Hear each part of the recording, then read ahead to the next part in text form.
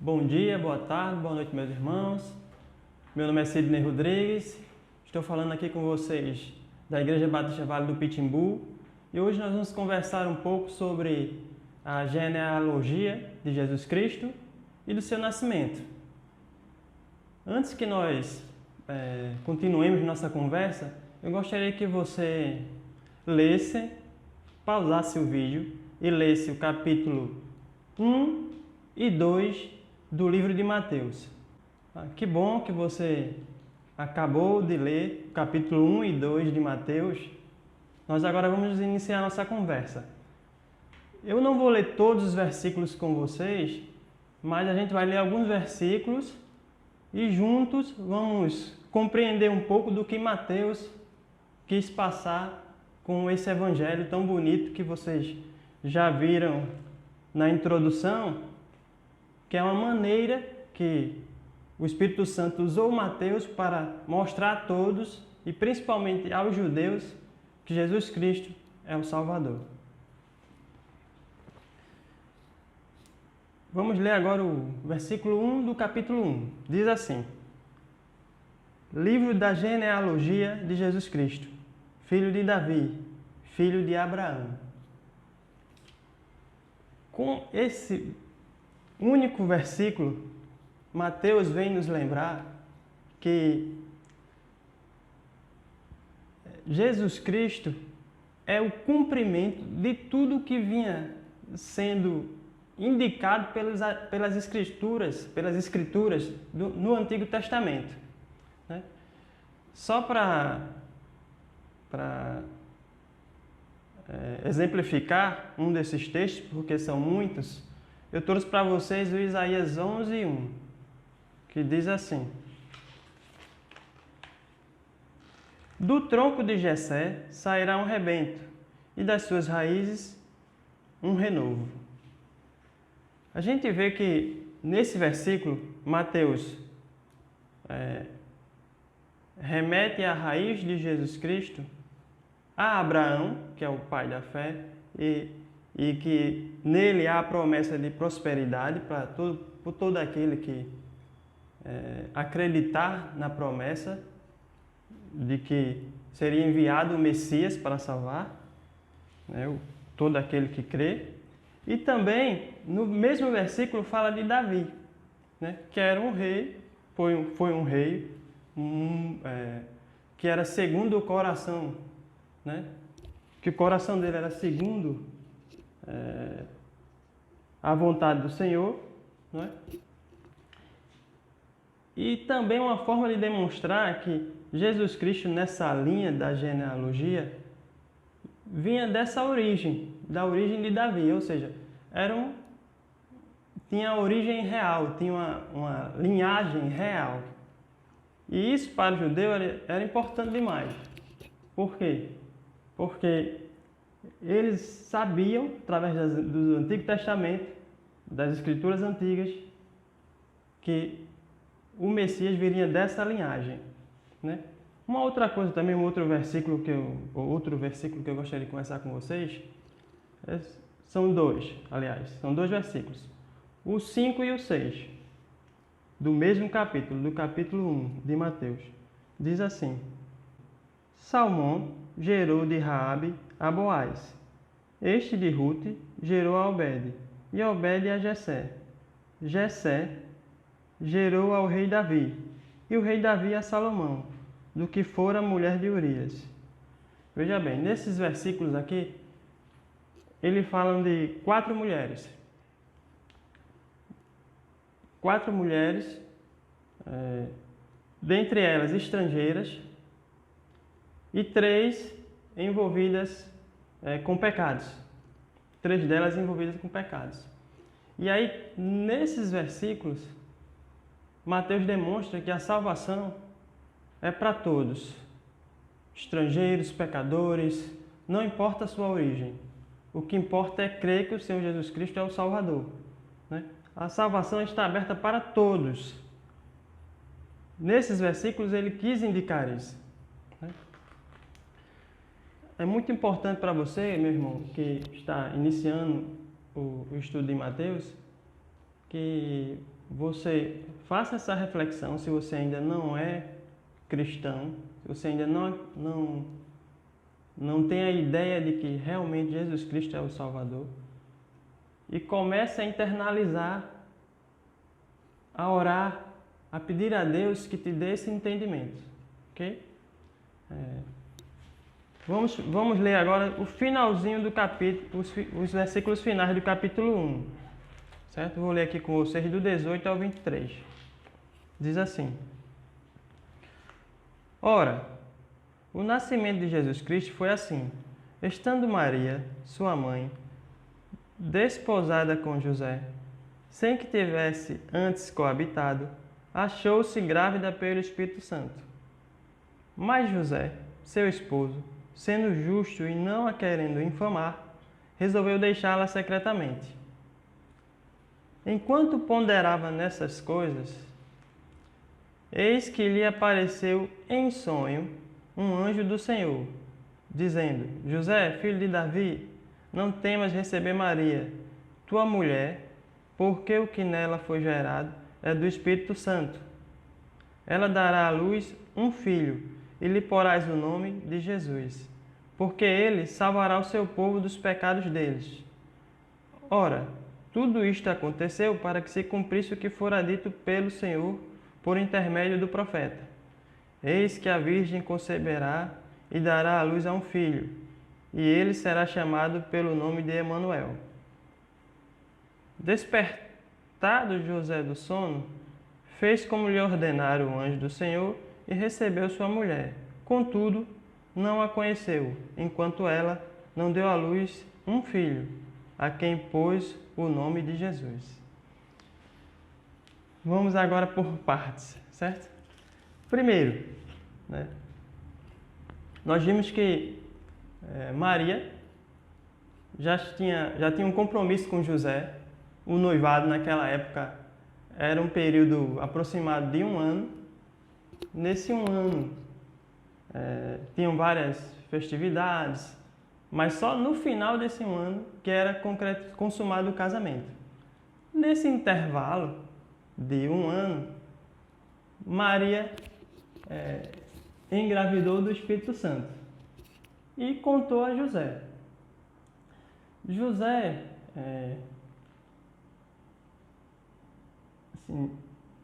abalado com a notícia, ele fica pensando consigo mesmo: e agora? Saio secreta, peço o divórcio, deixo ela para lá? E aí, em sonho, um anjo revela a ele que o Jesus Cristo, que ele ainda não sabia que seria Jesus Cristo, mas que aquela criança, aquele bebê, foi gerado pelo Espírito Santo. E aí agora a gente vai ler os versículos, nós vamos ler os versículos e vamos conversar detalhadamente de um por um. O que é que indicava cada versículo, desse finalzinho do capítulo? Veja bem. Ora, o nascimento de Jesus Cristo foi assim: estando Maria, sua mãe, desposada com José, sem que tivesse antes coabitado, achou-se grávida pelo Espírito Santo. Mas, o 19, mas José, seu esposo, sendo justo e não a querendo infamar, resolveu deixá-la secretamente. A Bíblia deixa bem claro que José era um homem justo. A gente já viu isso aqui, que um homem justo era um homem equilibrado, que usava da lei de uma forma ponderada. Ele poderia ter aberto sua boca antes de ter recebido o anjo em sonho, ter aberto a boca dele, espalhado para todo mundo, e Maria ter sofrido as consequências que a gente já sabe lá de Levítico, que era a morte. Se você ler Levítico 20:10, você vai ver que a consequência do adultério era a morte. Mas a pena do adultério era a morte. Mas a gente vê que José usa do equilíbrio antes mesmo de ser orientado pelo anjo do Senhor, por um anjo do Senhor, e ele pensou em dar o divórcio de uma forma discreta, para que aquela moça não fosse levada à morte. Outra coisa também que a gente tem que observar é que Deus usa de uma forma não sobrenatural, mas que não deixava dúvidas para José. Um anjo aparece em sonho e esclarece tudo e conforta o coração de José. Certo? Além de confortar o coração de José, o anjo, ele indica também qual seria o nome da criança, diz que seria Jesus, e diz como a criança seria conhecida, ou seja, como Emanuel, o Deus conosco. Qual seria o título dessa criança? O Deus conosco. Então, vamos conversar um pouco aqui do versículo 20 sobre, do 21, qual seria o nome da criança? Jesus. Jesus é uma palavra grega, certo? De origem grega, mas que é equivalente a Yeshua. Yeshua. Yeshua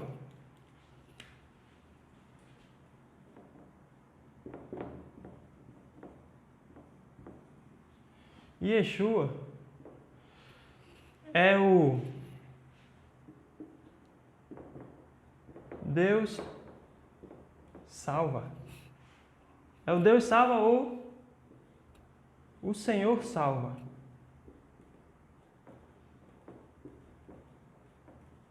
Desculpa aí o garrancho. O Senhor salva. Certo? Então, os nomes eram dados por significado. Então, o nome que o anjo orientou José a colocar no seu filho era o Deus salva. Aí a gente já indica para essa coisa de que Jesus Cristo era o Salvador. Mas não só isso, ele ainda diz, olha, além disso, o seu filho vai ser conhecido, né, o meu filho, que é, no caso, filho de Deus, gerado no ventre da tua mulher, será conhecido como o Emanuel. E aí a gente já sabe que o Emanuel é o Deus conosco, que a maioria das Bíblias tem a tradução, certo? E aí a gente pode ler aqui já alguns versículos do Antigo Testamento também que remete do Antigo Testamento, como Isaías. Você pode buscar aí na sua Bíblia o Isaías 7,14, que fala sobre isso, né? Que lá atrás Deus já falava essa coisa de que ia enviar um Salvador, certo? Eu vou ler aqui o Isaías 7,14, mas tem outros textos que falam sobre isso. Eu escolhi esse aqui, porque é um texto que aparece muito em quase todas as Bíblias. 7,14. Diz assim: portanto, o Senhor mesmo vos dará um sinal. Eis que a Virgem conceberá e dará à luz a um filho, e lhe chamará Emanuel, certo? Que é o Deus conosco. Então, Jesus Cristo era o Deus encarnado ali junto dos homens, juntinho, conversando, comendo, ensinando, pertinho deles. Tem até um texto no Novo Testamento, nos Evangelhos, que ele fala, se você conhecer a mim, você conhece ao Pai. Né? Ele estava falando ali das características dele, do jeito de ser dele. Bondade pura. Outra coisa também que a gente quer lembrar aqui para os irmãos é que José não conheceu Maria até que a criança nascesse. Depois ele conheceu, e o conheceu a gente sabe que é aquela coisa de ter um relacionamento sexual, como dizem, né? Transar. Depois que Jesus nasceu, eles tiveram uma vida normal, de marido e mulher, mas até Jesus nascer, ele não teve contato com a esposa, né? Que eles chamavam de conhecia. Certo? Então, essas aqui são as considerações que eu queria deixar para vocês do capítulo 1. Né? Agora a gente vai iniciar uma caminhada no capítulo 2. Meus irmãos, agora falando um pouco sobre o capítulo 2 de Mateus, eu gostaria de ler com vocês 2 versículos para iniciar, certo?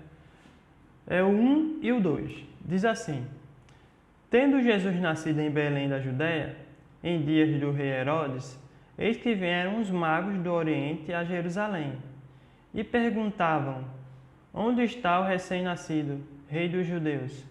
Porque vimos a sua estrela no Oriente e viemos para adorá-lo. Nesses 2 versículos aqui, nós percebemos que os magos, veja bem, Jesus nasceu em Belém. Belém era bem próximo de Jerusalém, não era distante, era próximo. Acho que em torno de 5, 6 quilômetros, por aí, nessa faixa. E nenhum sábio, ou pelo menos a Bíblia não relata, que sábios de Jerusalém vieram para adorar o menino Jesus. Mas a Bíblia relata sábios, magos, né, que era equivalente, sábio e mago, eram homens estudiosos das ciências naturais. Né? E aí você coloca aí química, física, a fisiologia humana, né? Você coloca aí as ciências naturais. E aí, esses homens vêm de longe para demonstrar sua reverência ao Salvador, ao Messias que tinha nascido. Né? Com certeza eles eram judeus, estudiosos das Escrituras Sagradas também. E nesses estudiosos também tinham pessoas que estudavam astrologia e tudo. E aí eles seguem uma estrela até Belém, local do nascimento de Jesus. Então aqui a gente vê que os estrangeiros, pessoas estudadas, estrangeiras, magos, vêm para adorar o Senhor, enquanto que o pessoal da própria casa de Jerusalém não o adorou. Certo? Então eles fazem aquele reconhecimento devido ao Messias, esse Deus encarnado que veio para salvar nossas vidas, né? Nos dá a vida eterna. Então, no versículo 6, diz assim: E tu, Belém, terra de Judá, não és de modo algum a menor entre as principais de Judá, porque de ti sairá o guia que há de apacentar o meu povo Israel. Gente, Mateus aqui faz mais uma ligação com o Antigo Testamento. Nós já vimos na introdução que Mateus a todo tempo estava sendo orientado pelo Espírito Santo e ele fazia essa ligação com as palavras que ele estava escrevendo agora, com os textos do Antigo Testamento, para provar para o próprio judeu, não só para o mundo, como hoje a gente percebe lendo essas palavras, mas para o próprio judeu, que Jesus Cristo era o Messias prometido por Deus, certo? Então, aqui ele cita um texto que é do profeta Miqueias, é o Miqueias 5:2. Diz assim: E tu, Belém Efrata, pequena demais para figurar como um grupo de milhares de Judá, de ti me sairá o que há de reinar em Israel, e cujas origens são desde os tempos antigos, desde os dias da eternidade. Veja bem, ele fala que Jesus Cristo é desde a eternidade. Ou seja, a gente gosta muito de falar o nascimento de Jesus, mas é o nascimento do Jesus encarnado. É Jesus, o Espírito Santo, adentrando em um corpo humano, né, sentindo algumas coisas que a gente sente, como fome, sede,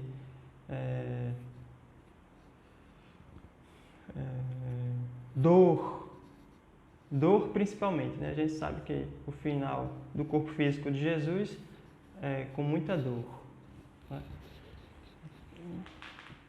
Então, vamos ler agora dos versículos de 9 a 11, para a gente continuar nosso passeio pelos 2 primeiros capítulos de Mateus, sempre focado nessa coisa de que Jesus Cristo é o Salvador, é o Messias prometido, e que por Ele não há outro caminho para a salvação, a não ser por Jesus Cristo. Okay?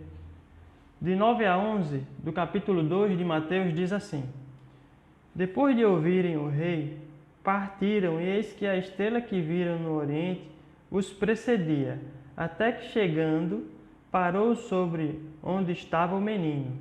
E vendo eles a estrela, alegraram-se com grande e intenso júbilo. Entrando na casa, viram o menino com Maria, sua mãe, prostrando-se, o adoraram, e abrindo seus tesouros, entregaram-lhe suas ofertas: ouro, incenso e mirra. Mateus é o único que relata nos evangelhos os presentes que os magos e que fala dos magos. Mas ele mostra para a gente aqui que a reverência dos magos diante do Senhor Jesus, naquele momento único na vida da humanidade, era tão grande que eles levaram os presentes e eram presentes caros para a época. Eram presentes que eram dados a reis. Eram presentes dados a reis. Ouro, que a gente já sabe que é um metal precioso, né? O incenso, que era um aromatizante, né? E a mirra, que era usada mais de forma terapêutica, né? Não que não cheirasse bem, mas ela era usada muito para cura de enfermidades, certo? Então, acho que é Moody fala que era antimicrobiano. Vamos ler também o versículo 12, do capítulo 2 de Mateus, diz assim: Sendo por divina advertência prevenidos em sonho, para não voltarem à presença de Herodes, regressaram por outro caminho à sua terra. Nós não lemos o versículo, mas você que leu em casa, você viu que Herodes chamou os magos numa área reservada do palácio dele e disse aos magos: quando vocês acharem onde está o menino Jesus, me informem, que eu vou com todo prazer para adorá-lo também. Só que acontece, Herodes tinha em seu pensamento simplesmente a vontade de matar o menino, porque como os magos vieram adorar o Messias, ele associou que era um novo rei, né? Que o Messias era prometido da raiz de Davi, e Davi era rei. E a família de Herodes estava reinando naquele momento devido às forças de Roma colocar a família dele para governar o povo, e não porque era da linhagem de Davi. Então isso, para um homem que concentra poder, era algo bem forte, era algo que afrontava o poder dele. Então ele queria finalizar com aquilo, queria matar o garoto Jesus, o menino Jesus, o bebê Jesus. Mas os magos, como nós vimos agora, divinamente orientados, não retornam para Herodes, não indicam onde o garoto Jesus estava, e voltam para suas terras por outro caminho, sem passar pelos terrenos, os domínios de Herodes, certo? Mais uma vez, a interferência divina na vida dos pais de Jesus, daqueles que estavam fazendo a vontade do Senhor. Para quê? Para que tudo fosse cumprido a gente pode pensar, não, era tudo para proteger Jesus. De uma rápida lida, sim.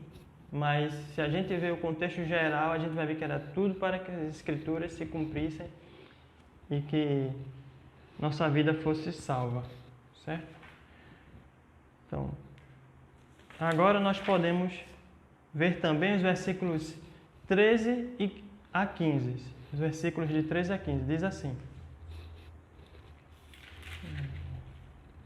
Tendo eles partido, os magos, eis que apareceu um anjo do Senhor a José em sonho e disse: Dispõe-te, toma o menino e sua mãe e foge para o Egito, e permanece lá até que eu te avise, porque Herodes há de procurar o menino para o matar. Dispondo-se ele, José, tomou de noite o menino e sua mãe, Maria, e partiu para o Egito. E lá ficou até a morte de Herodes, para que se cumprisse o que fora dito pelo Senhor, por intermédio do profeta: Do Egito chamei o meu filho. Mateus está sempre fazendo essas ligações entre o que ele está falando agora no Evangelho com o Antigo Testamento, com as Escrituras antigas, né? E aí, nesse ponto aqui, ele fala de Oséias 11:1. Diz assim o texto de Oséias 11:1: Quando Israel era menino, eu o amei, e do Egito chamei o meu filho. Então, a gente vê que Jesus nasce em Belém devido a essa ação do Espírito Santo. Ele precisa se deslocar para passar um tempo morando no Egito. E depois que Herodes morre, o Espírito Santo novamente diz: olha, retorna para Jerusalém. Retorna para Jerusalém. E aí, a gente lendo aqui os versículos de 22 a 23 do próprio Mateus: Tendo, porém, ouvido que Arquelau reinava na Judéia, em lugar de seu pai Herodes, temeu ir para lá. Quem temeu? José. E por divina advertência, prevenido em sonho, retirou-se para as regiões da Galiléia e foi habitar numa cidade chamada Nazaré, para que se cumprisse o que foi dito por intermédio dos profetas: ele será chamado Nazareno, que quando a gente faz um estudo mais aprofundado, a gente vê que é nazareano. Alguns comentadores gostam de associar o nazareano ao voto de Nazireu, mas a gente já sabe que Jesus Cristo ele era diferente de João Batista. João Batista tem essa coisa de se abstinha do vinho, comia gafanhoto lá no deserto, com mel. Batista ele era muito seguidor das regras, não que Jesus Cristo não seja, porque Jesus Cristo veio para cumprir todas as regras, mas só que Jesus Cristo veio para cumprir as regras com amor, né? Então Jesus Cristo ele tira aquela coisa do que o fariseu, do que o saduceu queria sempre impor um peso, um fardo muito grande nas costas do povo, né? Fazendo interpretações que só exigiam do outro e nada de si mesmo. E Jesus Cristo vem e mostra que as Escrituras são todas baseadas no amor. Às vezes a gente fica pensando: poxa, mas uma pessoa, aconteceu isso com ela. Na Bíblia acontece momentos em que pessoas são mortas, né? Como em Sodoma e Gomorra, por exemplo. Mas a gente tem que notar, perceber que Deus ele era, ele é, ele será para sempre Deus. E Deus ele sabe de tudo, é onisciente, é onipotente. Então ele sabe o que é bom para a humanidade e o que é ruim para a humanidade. Então, às vezes, para nossos olhos humanos, a gente vê aquilo ali como um caso que não deveria ser feito daquela forma, mas Deus sabe que tem que ser. Parece até coisa de cristão focado em um único ponto, mas não é, né? O cristão, ele precisa ter a consciência de que tudo que Deus faz é para a melhora do seu povo, certo? Então, isso aqui é o que eu gostaria de deixar para vocês, de que dos capítulos 1 e 2 de Mateus. Qualquer dúvida que você tenha, você pode enviar sua dúvida para o YouTube, né, no nosso canal aqui da Igreja Batista Vale do Pitimbu. Você pode também usar o Instagram, o Facebook. Eu te garanto que os professores ou o nosso pastor vamos ler sua pergunta, ler sua sugestão e responder sua pergunta ou adotar ou não a sua sugestão, tá bom? Então, um ótimo dia para você. Obrigado por ter parado para ver as aulas da Escola Bíblica e que o Senhor Jesus Cristo esteja com vocês.